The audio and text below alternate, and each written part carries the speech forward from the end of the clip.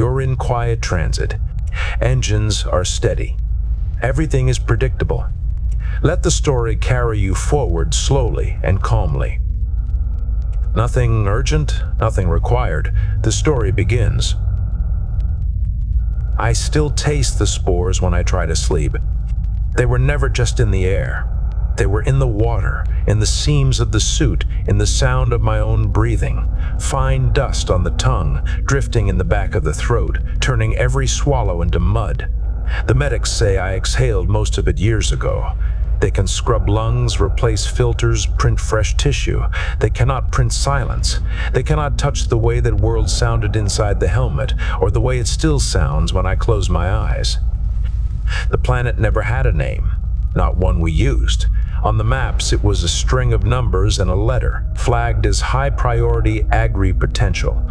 Close to standard gravity, breathable atmosphere, wild biosphere dense enough to feed 10 worlds once you carved it into neat fields. It was the only live rock in that sector. Everything else was ice, stone, or poisonous gas. That made it valuable, and value meant men with rifles. We were sent in as clearance detail. One platoon in a longer chain of units shoving a perimeter deeper into the fungal seas. Our job was simple in theory. The orbital scans had picked up a bioelectric anomaly deep in the interior, not just another tangle of fungus or one of the usual predatory growths. This pulse was strong enough to distort recon data over hundreds of square kilometers. Command called it a primary bloom, an anchor organ, a kind of beating heart that every other monster in that forest wired itself into. The order read like a line item. Penetrate to bloom coordinate 0, confirm structure, place charges, destroy core, exit zone within acceptable casualty bracket.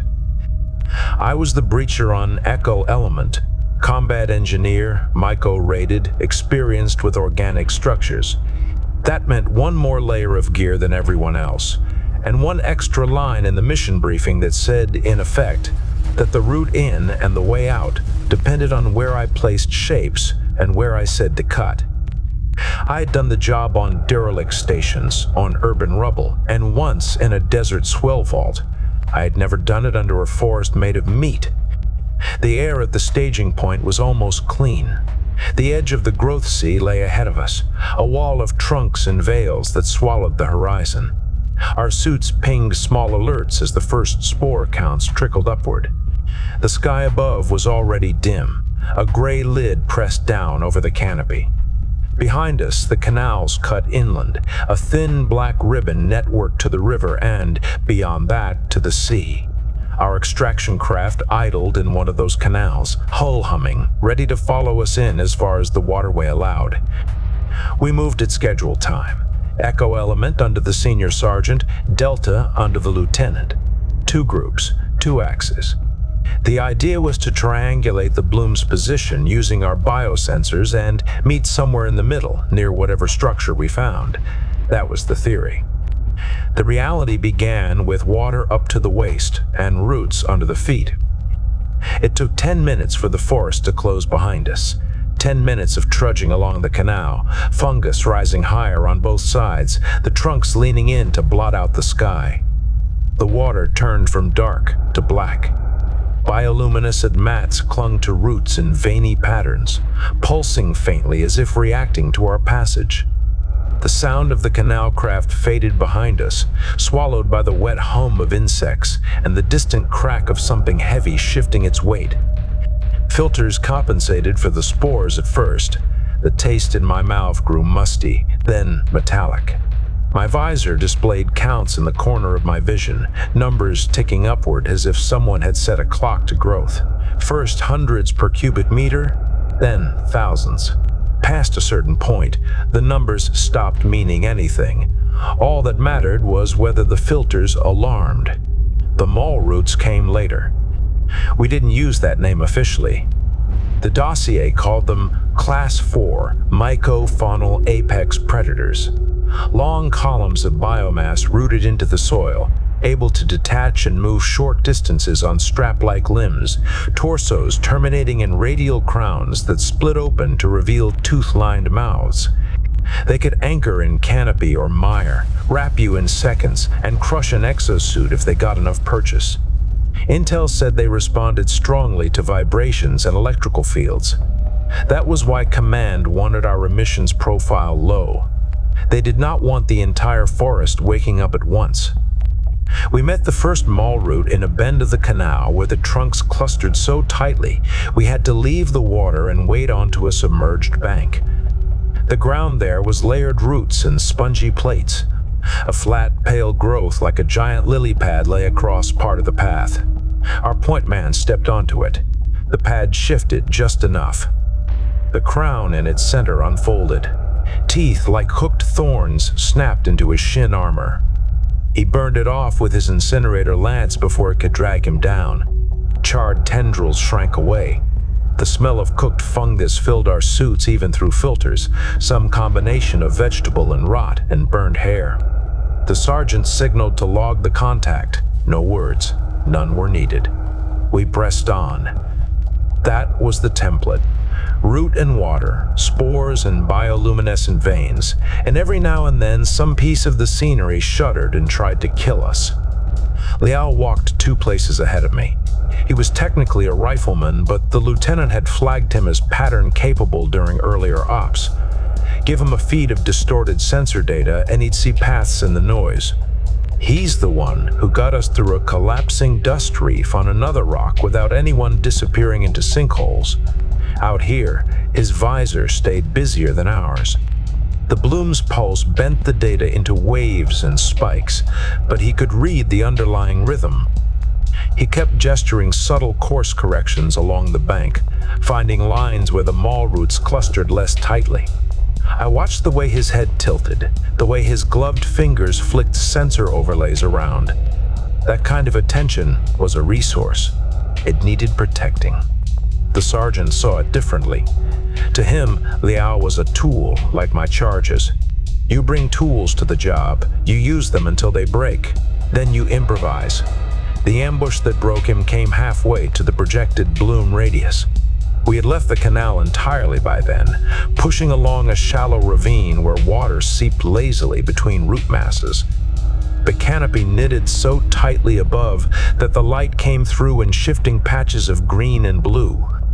Spore counts were at their highest yet, enough to force us to cycle filters more often, burning through reserves faster than planned. Ahead, the ravine widened into what looked like a natural amphitheater, a bowl of roots and shallow pools, the surfaces fuzzed with delicate hair-like growths. Bioluminescent spots dotted the walls, forming patterns like eyes. My biosensor drew a faint line through the center of the bowl, indicating a local maxima in bioelectric field. The Bloom's presence was bleeding through. The sergeant gestured for a halt and signaled for Liao to take precise readings, pushing deeper into the bowl. Liao nodded, or would have if we had been looking at his face. He stepped forward alone, visor projecting a lattice of lines only he could interpret. The mall roots had arranged themselves like decorations, like trunks and thick vines draped along the upper rim. They waited until he was in the center. Then 3 of them detached together. They came down like falling branches. The first crown hit him from behind, radial jaw clamping across his backplate. The second shot a mass of tendrils around his legs and yanked. The third coiled around his right arm and rifle. By the time we registered motion, he was already half off the ground, armor screaming warnings. We cut them apart. Incinerator streams, concentrated rifle fire, shaped microcharges at too close range. My world narrowed to the arc of my rifle and the tracers of my rounds chewing into glossy, fibrous flesh. The mall roots spasmed and burned, crowns folding in on themselves in a charred mess. Liao hit the ground hard, twisted almost double. I reached him first. His right leg bent the wrong way at the knee. The column of bone had snapped under the torque. Suit integrity alarms screamed in our link. Faintly luminous sap from the mall roots had splashed across his armor, hissing and digging in along microscopic seams. His breath came fast over the channel, high-pitched with shock, until his suit administered painkillers. I patched the breaches as best I could, slapping neutralizing gel over the worst spots, sealing shreds with field tape that would not hold under another attack. The suit locked his leg to prevent further damage. The leg itself was rubble. We pulled back to the edge of the bowl, dragging him. The sergeant stood over us, visor expressionless, posture hard. Our long-range comms were already dead. Only short, low-energy burst tight beam back along the route might get any distance at all before dissolving in noise. Liao's suit transport indicators flashed. He needed more than field patches. He needed evac, proper med support, printed bone, sooner rather than later. The sergeant waited. I saw the calculation in the angle of his head in the seconds he let pass. Protocol said we maintained emissions control. A full-power emergency beacon would spike the Bloom's field and likely summon every mall route in range. A limited burst on a directional channel might call the canal skiff forward for pickup, maybe get a med pod inland. It would also mark our position. The sergeant shut down the idea. No beacon, no burst. His signal came through our visors: maintain profile, push on, drag the casualty. The words in my brain came sharp and useless. They stayed there. We did not have a vote. We rigged a drag frame from spare webbing and a cut section of route. We strapped Liao down and hooked him to the rear of the column. Every step from then on cost more time. Every meter pushed his pain meds closer to their ceiling and our filters closer to red. Resentment is a slow weapon. It does not flare up and vanish. It settles like sediment and gets heavier with every jolt of the frame, every grunt that the suit transmitted despite his best efforts to stay quiet. The sergeant called a slowdown only when even his own breath started to rasp. The Bloom's pulse grew stronger. You could not hear it, but you felt it, like the pressure differences before a storm. The biosensor displayed its presence as thickening bands in the earth beneath our feet. The mall roots pressed closer, clustering along our path. The forest itself seemed to tilt subtly toward some unseen center. We were nearing the radius line when we lost the skiff. The canal rejoined us in a narrow cut between trunk pillars. The water was higher here, choked by shredded mats and drooping tendrils. Our extraction craft had followed at a cautious distance, engines tuned low to avoid overstimulating the growth. It was a dark outline in the black water, hulls slick with spores, pushing between roots. I noticed the change first on the biosensor before the water reacted. A sudden sharp spike in activity below the canal bed. The spore counts in the air surged. The trunks around us creaked in unison, like a single organism drawing breath. Then the canal exploded upward. It was not an explosion in the usual sense. It was a surge of sap and water and liquefied biomass, pressure released as some natural dam under the bed gave way. A wall of black fluid and pale roots heaved upward, flipping the skiff like a toy. Its hull slammed into a pillar and tore open, compartments venting air, supplies, and crew into the torrent. The mall roots in the water lashed out, their crowns opening, dragged debris down. The surge hit us next. The force slammed my feet out from under me. Roots and bodies tumbled together. I clung to the drag frame by instinct. The world became foaming mud and snapping branches and armor warnings. Something heavy struck my helmet hard enough to smear my vision. For a moment, I was blind. When my optics cleared, the canal had become a churning river of sap and debris that no skiff could navigate. The craft was gone, torn apart, hull sections pinned under tangles of roots. The water level rose, spilling over the bank into low depressions, draining into unseen hollows beneath. We were forced uphill, or what passed for uphill on that world. The sergeant signaled for us to move along a sloping route, away from the flooded cut, toward the pillars. The ground gave way in places, revealing dark cavities where roots had hollowed out the soil. The next slip took care of the rest. One of the troopers stepped on a patch of what looked like normal ground. The roots sagged under his weight. The entire section tore open like wet paper. He dropped with a muffled shout, tumbled out of sight. The soil around the tier began to crumble, the hole widening as if something below had been gnawing at it for years. I tried to pull back. The drag frame slid too. The weight of Liao and his gear dragged me toward the void. We went down together. There is no graceful way to fall in full kit. The world became a spinning blur of roots and light. My suit compensated as best it could, stiffening joints, firing micro-thrusters in short bursts to dampen impacts. It was just enough to keep my neck intact, not enough to avoid slamming shoulder first into a protruding root. We bounced and slid down the inside of a vertical shaft woven from living wood. The hole we had fallen through, sealed above as loose soil and debris, collapsed in after us. For a moment, there was only darkness and the sensation of speed. Then, a dim glow appeared below. We shot out into a horizontal tunnel, skidded across a slick surface, and came to rest against a mass of fibrous material. My shoulder burned. My helmet rattled. Suit integrity held, but the arm readout flashed orange where something had stressed the plating. Liao's frame had caught on a root earlier. He was somewhere above, or he had gone another way. The channel filled with overlapping status bursts from the rest of the element. Some had stayed topside, some had fallen.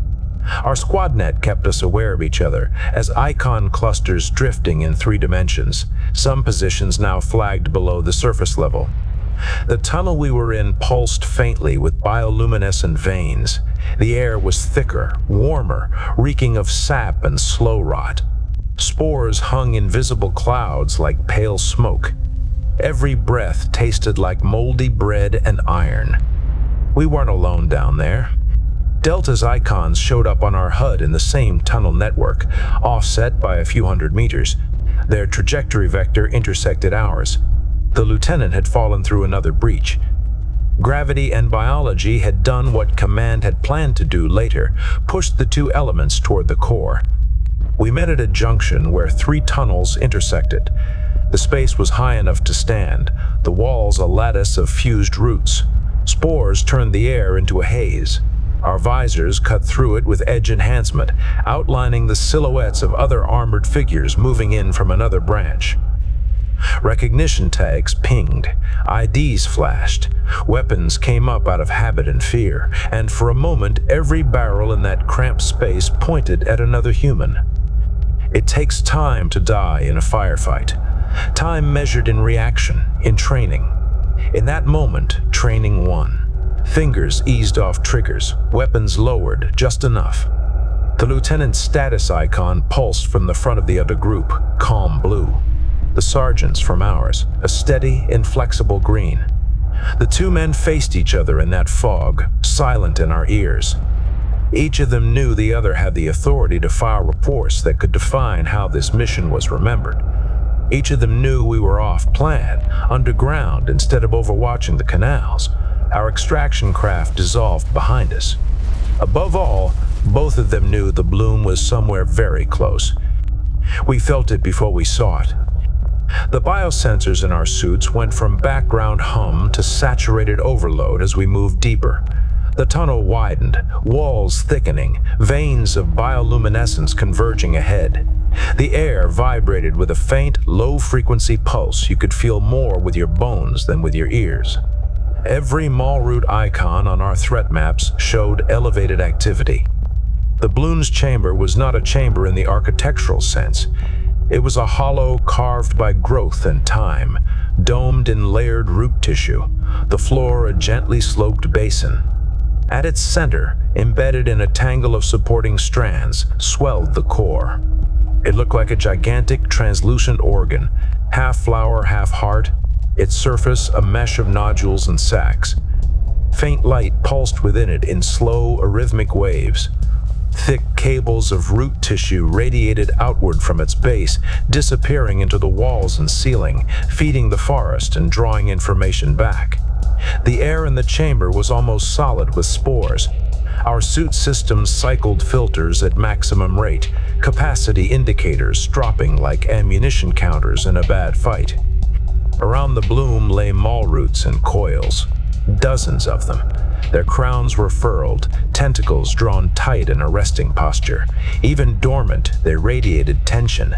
Every motion we made sent subtle shivers along their bodies. The lieutenant studied the core, then the radiating roots. He pinged the sergeant and me on a tight beam. The extraction plan we had trained for, drop charges from above, withdraw along the canal, detonate from safe distance, was irrelevant now. There was no safe distance underground.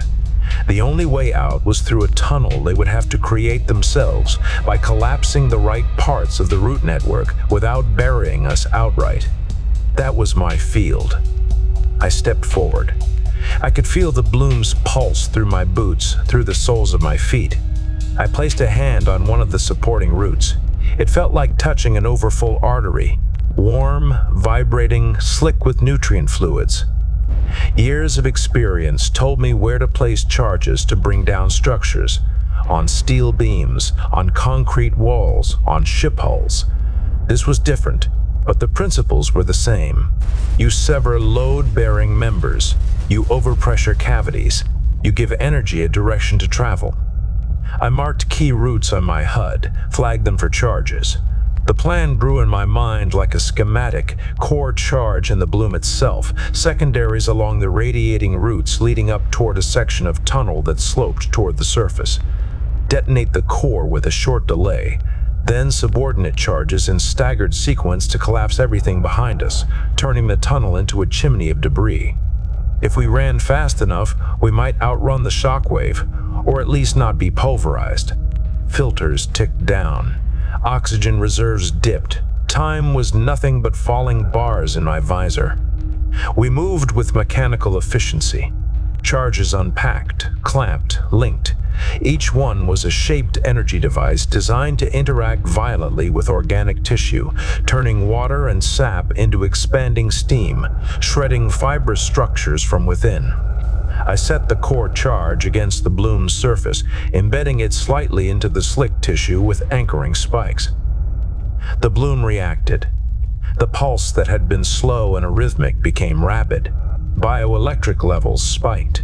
The chamber walls quivered. Mall roots around the core uncoiled as if waking from deep sleep.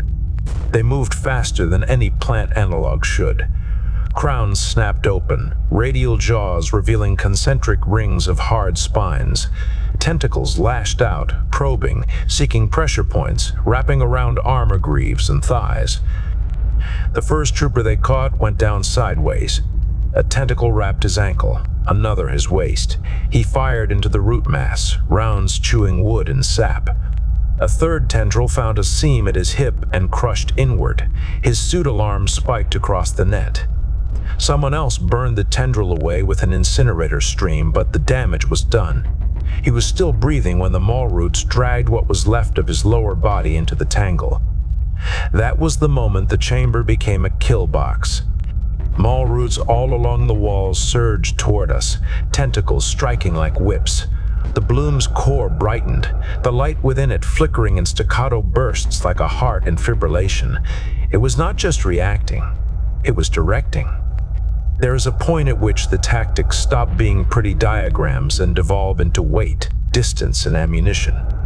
We contracted into a rough arc around the bloom, every barrel aimed outward, every movement a compromise between covering fields of fire and protecting the charges. Incinerators drew blazing arcs through the air, carving scorched lines into approaching tentacles. Rifle fire hammered into crowns and joints. Microcharges detonated in frantic pops, shredding clusters of growth at point-blank range. The sergeant held position near one of the main routes, covering a flank that kept trying to fold around our rear. He had thrown himself into the worst of it, maybe to compensate for the decisions earlier, maybe because that was his nature. Mall roots piled around him, their tentacles knotting over his armor as if trying to crush a boulder with vines. I saw him go down under a mass of writhing growth. Plates buckled. His status icon flashed amber, then red. He pushed his incinerator upward as he fell, trying to burn space around his helmet. The balloon's core flickered again. I felt the pulse in my teeth. I could have left him. Part of me wanted to. Every jolt of Liao's drag frame, every wheezed breath, every filtered scream crowded that impulse with its own weight. This was the man who had refused the burst that might have saved the young trooper's leg and perhaps his future. The forest would have been a fitting judge. But something meaner than vengeance turned me toward him. Maybe it was habit. Maybe it was the understanding that if he died the way he had lived, his choices would die with him, buried under biomass, leaving us to carry them unspoken. Better to drag him back into the world where we could make him answer, even if we never did. I pushed forward, bracing my boots against slick tissue, firing in short bursts to clear a path. A tentacle looped around my forearm, crushing plates. The suit registered microfractures in the armor and a drop in local pressure. I triggered a charge I had been saving for a barrier, slapping it onto the mass of root and triggering it at minimum delay. The detonation was like being punched by a god. The blast tore the tentacle off, along with a chunk of whatever it was attached to. Sap and shredded tissue rained downward. The concussive wave hammered my ribs against the inside of my cuirass, old fractures lighting up with familiar pain. My vision shook. The suit compensated by briefly stiffening limbs to keep me upright. I reached the sergeant. He lay half buried under severed Malroot bodies, armor dented and torn. One of his legs was immobile, alarms blossoming around it in red. His visor was cracked but sealed. His incinerator lay a meter away, its nozzle still glowing. I hooked a hand under the lip of his chest plate and pulled. Another tendril wrapped around my waist, squeezed, then loosened as someone behind me cut it. Together we dragged him back toward the core, where the charges were set and the firepower thickest. We held there until my filter reserve hit the last bar, and the oxygen warning came up with a soft, calm tone that never matched the situation. There was no more time. We had lost people. The bloom was fully awake, every Malroot in the chamber engaged or charging. The core charge's timer arm indicator blinked in my HUD, waiting for input. I keyed the timer with fingers that felt thick and distant, set it for the narrow window we had calculated, and committed. The bloom knew. You could feel it in the way the pulse spiked, then stuttered, in the way every Malroot in range convulsed. They wrapped more tightly around the core, as if they could shield it with their bodies. We cut them down, but there were always more. Sap sloshed around our boots. The air turned into a slurry of spores and steam. We began the run. The route out had been chosen earlier, during placement. A tunnel sloping upward, roots thinner, leading toward an area where the bioelectric scan suggested thinner crust. If the charges worked as planned, that tunnel would become a vent. If not, it would become a grave. We moved in a staggered column, wounded in the center, covering arcs, imperfect but good enough. The sergeant limped along with one arm slung over a trooper's shoulders, suit stiffening joints to keep him moving. My arm throbbed inside its compromised armor. Each breath rasped. The world narrowed to the next meter of tunnel, the next corner, the next set of roots trying to trip our feet. Behind us, deep in the earth, the core charge reached its first threshold. The detonation was a blunt, colossal thing. It arrived not as sound but as pressure, a sudden increase in the weight of the air followed by a racing front of energy. The tunnel walls flexed, roots bulged outward. The floor beneath our feet lifted, then dropped. Debris flew down the passage, chunks of shredded tissue and shards of hardened fibers. Our suits registered overpressure and responded by locking joints and stiffening frames, turning us into stumbling mannequins for a heartbeat.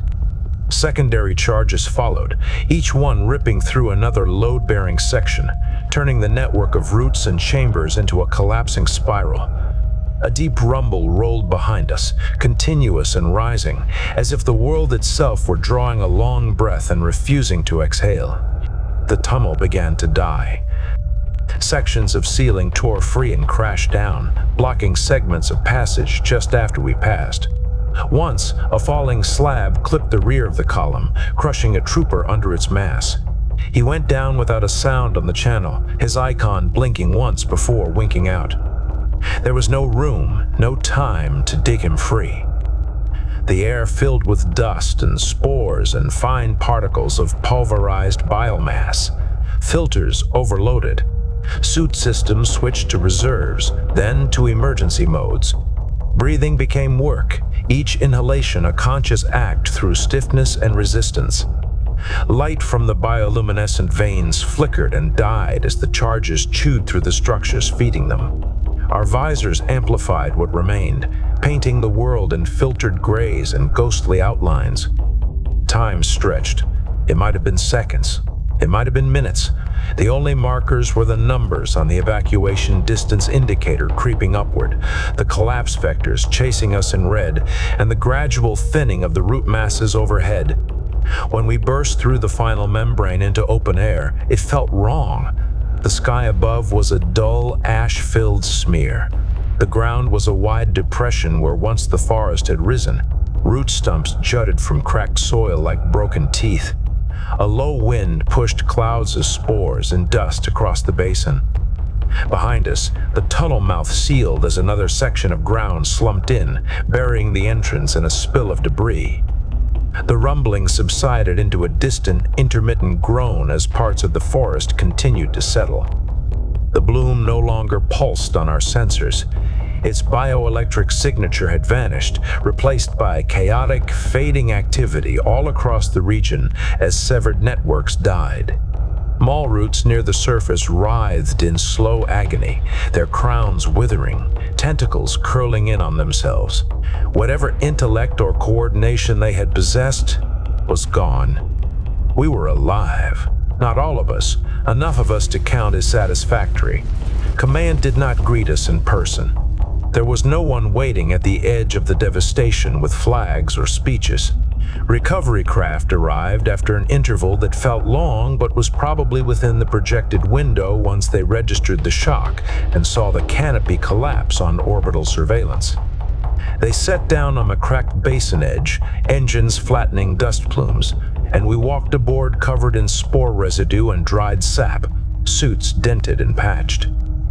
Debrief came later in a sterile compartment smelling faintly of antiseptic and recycled air.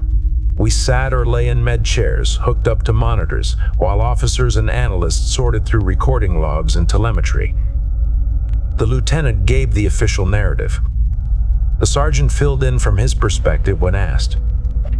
My part was to describe the charge placement and the sequence of detonations. They wanted to know if the plan had matched the outcome, if the structural collapses could be replicated elsewhere. They also wanted to address what had happened before the fall, when Echo Element was still intact above ground. Specifically, they wanted to address Liao. He had made it out, barely. Another section of the element had hauled him through a different tunnel collapse.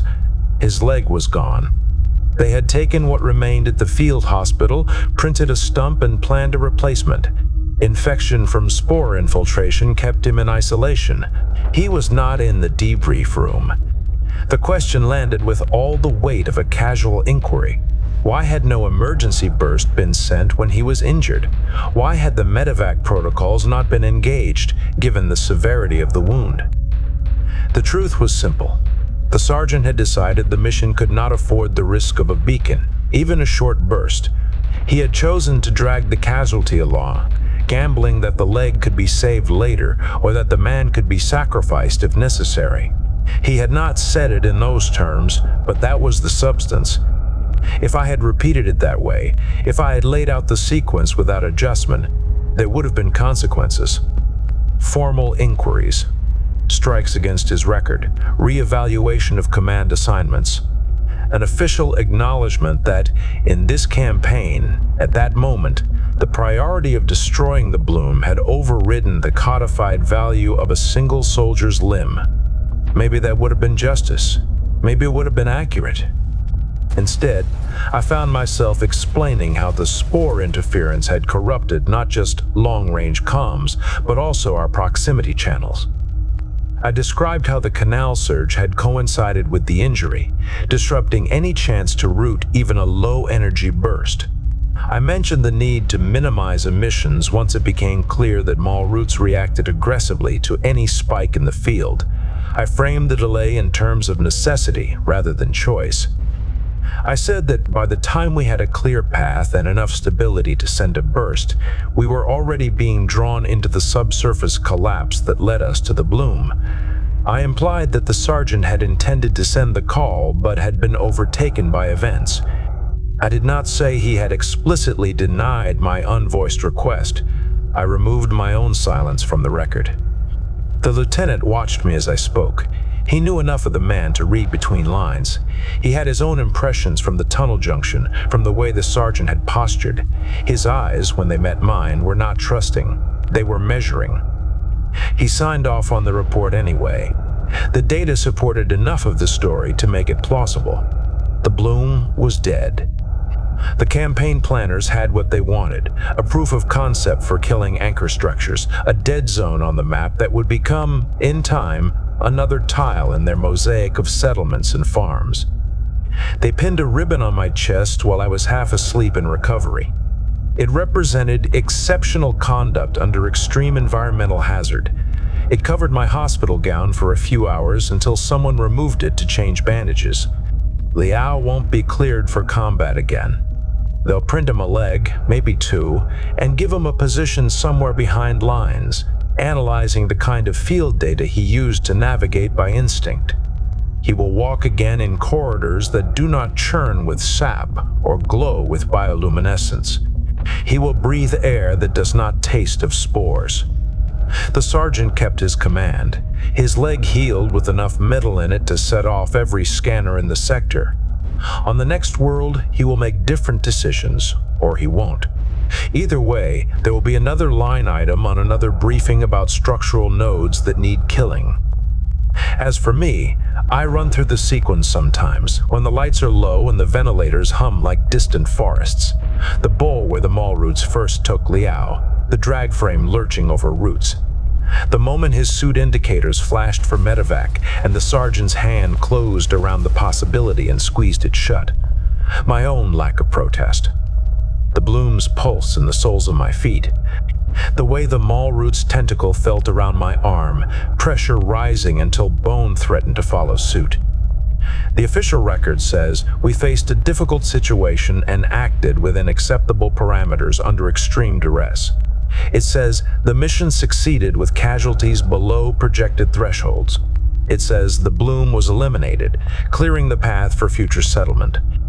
It does not say that in order to make those statements true, I had to alter the sequence of events by a few degrees, blur responsibilities, and allow one man's calculation to escape scrutiny.